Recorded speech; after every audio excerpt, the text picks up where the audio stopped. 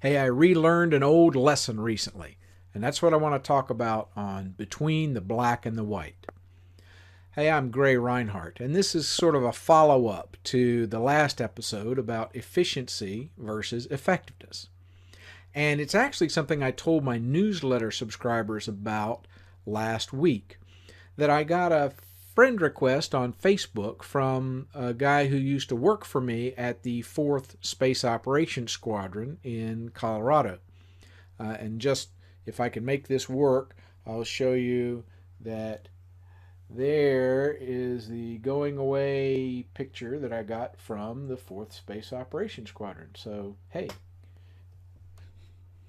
now you have a little better look at my office. At any rate, he made me feel really good because he thanked me and told me that he often thought of some advice that I gave him. But at the same time, he made me feel kind of bad because I didn't often much think about it. I had almost forgotten it. And it's pretty simple, actually. And on the off chance that it might help somebody, it's basically that we should only handle a piece of paper or a task one time if we can help it. I haven't been practicing it, that's for sure.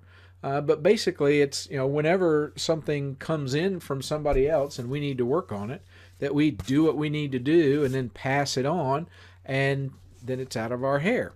And the reason it comes down to the whole efficiency effectiveness thing is that obviously to handle it once and get rid of it would be pretty efficient.